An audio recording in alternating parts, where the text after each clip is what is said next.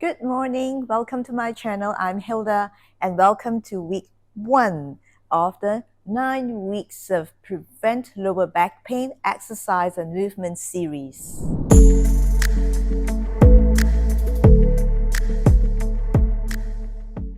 To prevent lower back pain in the long run, we will need to have 1. Strong core, 2. Joints that are spacious, and 3.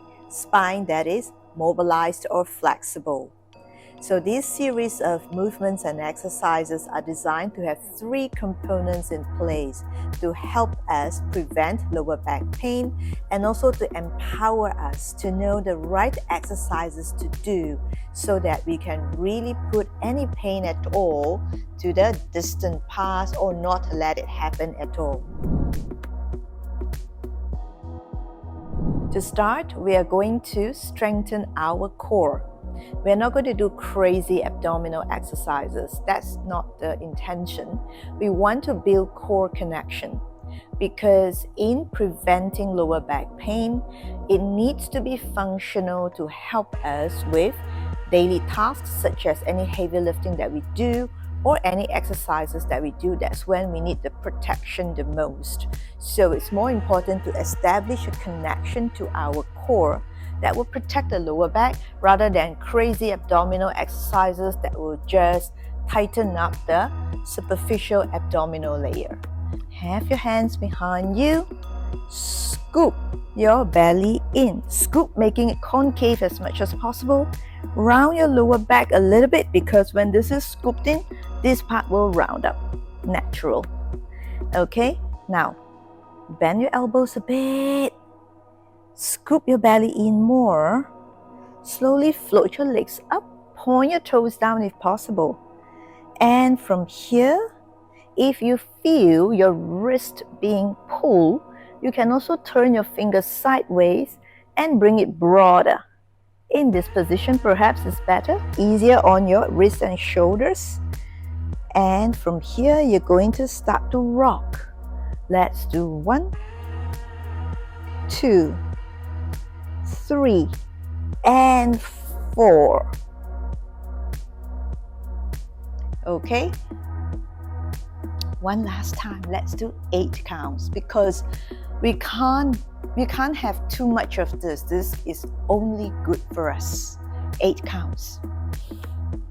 Do it with me, I hope. Okay. From here, gently lift it up and rock 1. At this point, you are already behind your sit bones, yeah? But you're still rocking back and forth.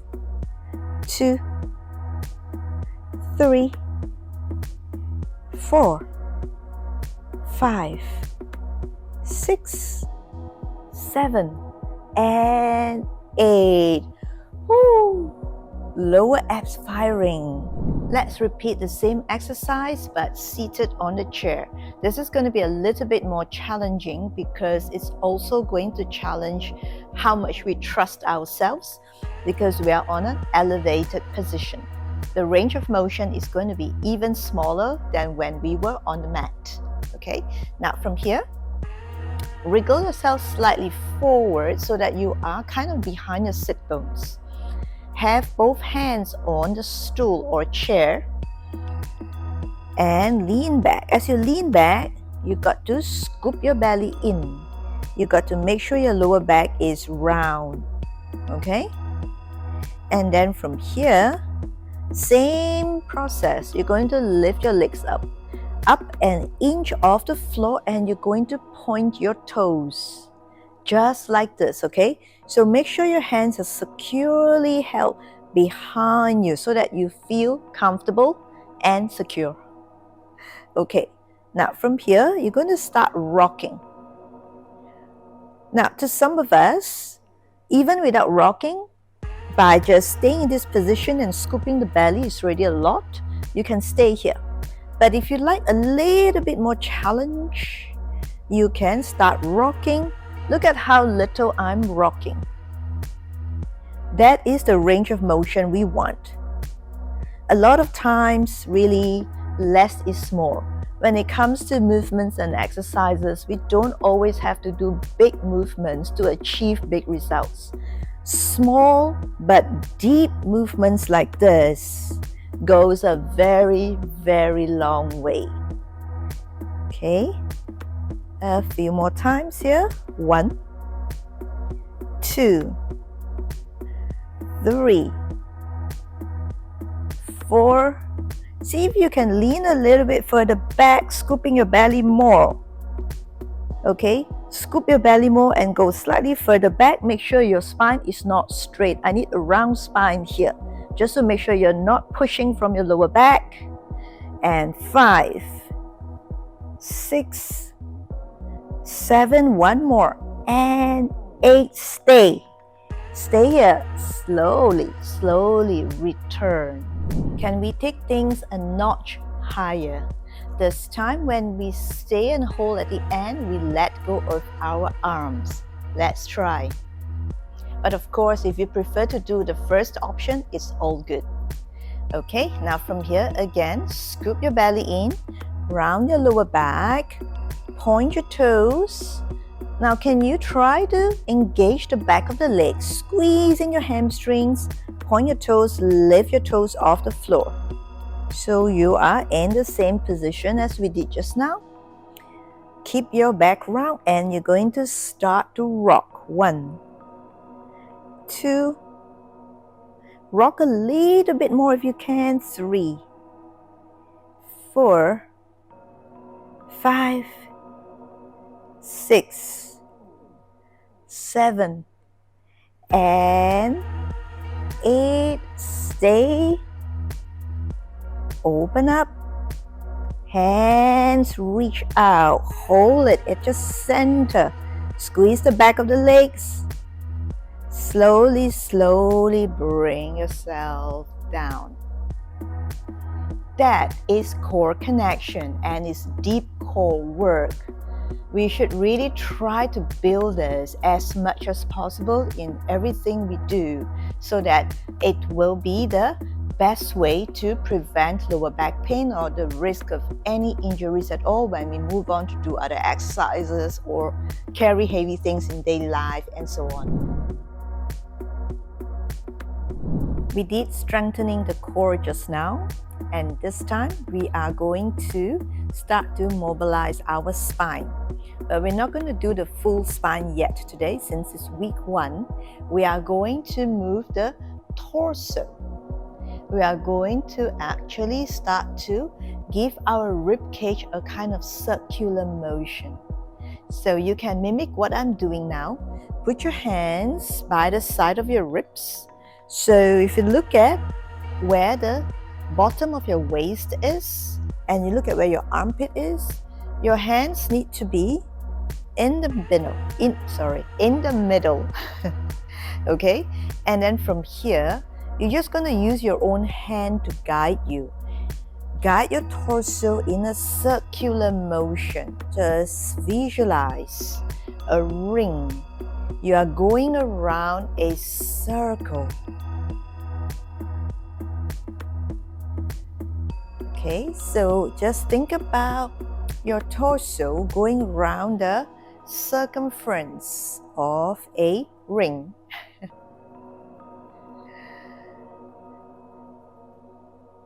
Our ribs should be able to go front, side, and back quite naturally. We were able to do that as kids, but as adults, we lost the ability. Let's try to bring it back. As you do that, you might feel like one of your sit bones will come off as you go to one side and come off as you go to the other side. It's okay as long as it doesn't come off too much. Okay, use your hands to guide you. Remember that. All right, last round. Okay, now from here, you're going to have your legs about hip width apart, just about like that. Make sure it's comfortable. We don't want it together because that might restrict the circling what we're going to do next. Just about this, or if you like, you can have it slightly wider. Okay, at about like that, about 90 degrees here. Have your hands really loose, yeah? Shoulder joints hanging down. The bones are hanging off the shoulder joints, okay? And then from here, you're just going to side bend to the right. Come up and side bend to the left.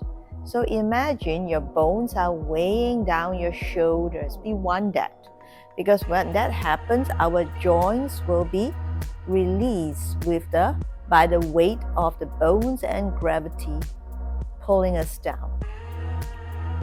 And the side bend also facilitates that. One more time each side here. Just let it hang. Okay, I feel like moving my arm now.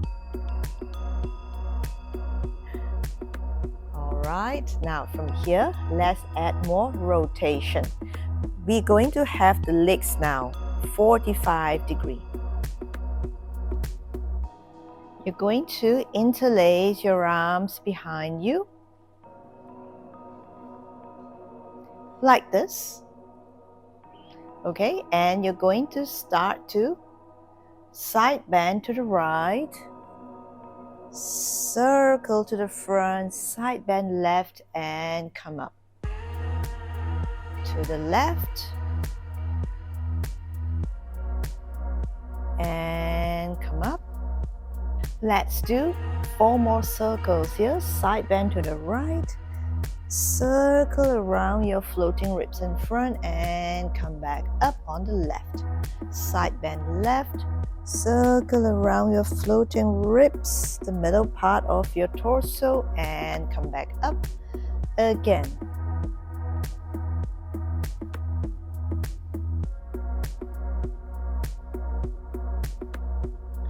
Two more circles if you like. Add an inhalation and come up and exhale to return. Last one, inhale and exhale.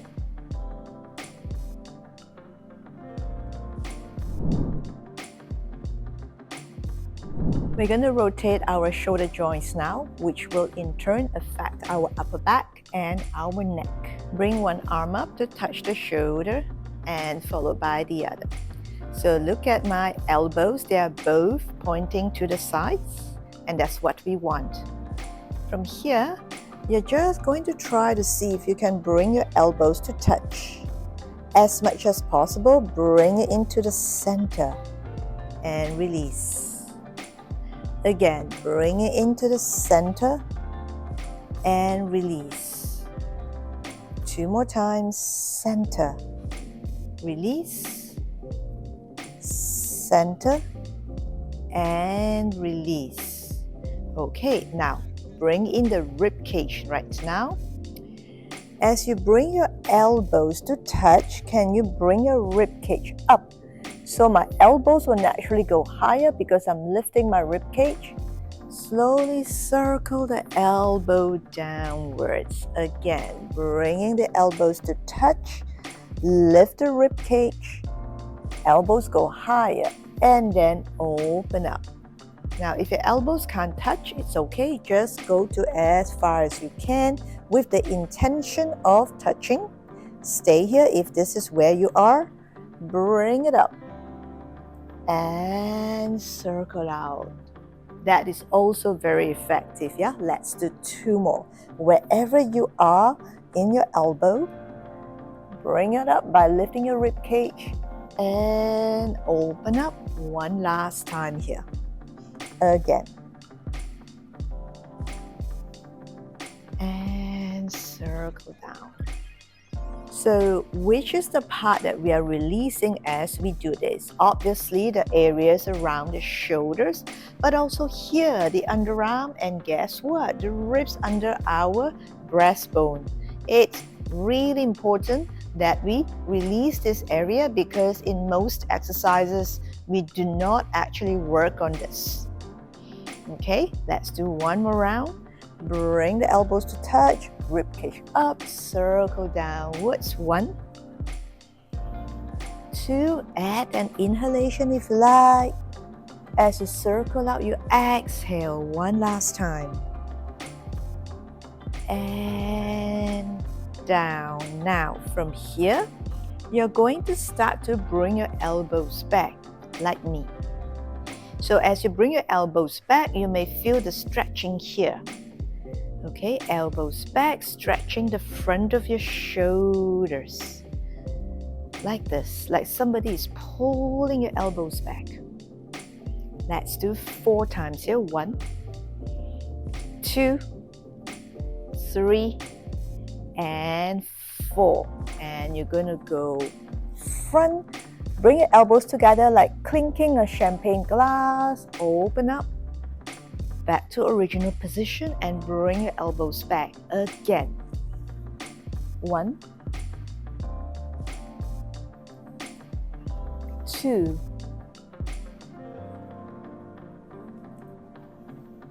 3, and 4. Slowly release and see how you feel in your shoulders as well as your torso. I know many of us will feel really good when we bring the elbows back because of smartphones. A lot of us have rounded shoulders, so we do want to open this up. So as a bonus, let's repeat the bringing the elbows back and an additional variation to that. So hands on your shoulders, bring the elbows back, and from here let's do small circles. 1, 2, 3. Your elbows are always reaching back, but make sure your spine is still straight. And release here. Do 1 big circle in front and bring your elbows back again, and 1 more round. 1, 2, 3, 4, and circle in front. Your elbows don't need to touch here. 1, 2, 3, 4, circle in front. 1 more set. 1, 2, 3, 4. Stay. Feel like your elbows are being pulled back. Circle in front and completely let go. Let your arms hang down. How do you feel? I feel really good. Though I was talking and demonstrating, it's just so liberating to feel the body spacious. So how do we prevent lower back pain? Ultimately, no matter what exercise you do, what principles there are to follow, always have mobility, have space, and have inner strength, which is what we strive to achieve here in this 9 weeks series. This brings me to my next point. If this is about preventing lower back pain, what does moving the upper body or releasing the shoulder joints have anything to do with it? Lower back pain happens when the vertebra in the lower back area is compressed together. That is the disc in between that's crushed together because there is a shortening of space there. When that happens, it's usually because the upper and middle part of the spine is hardly moving because of tightness. Therefore, the lower back has no choice but to push back and forth or hinge back and forth when we move.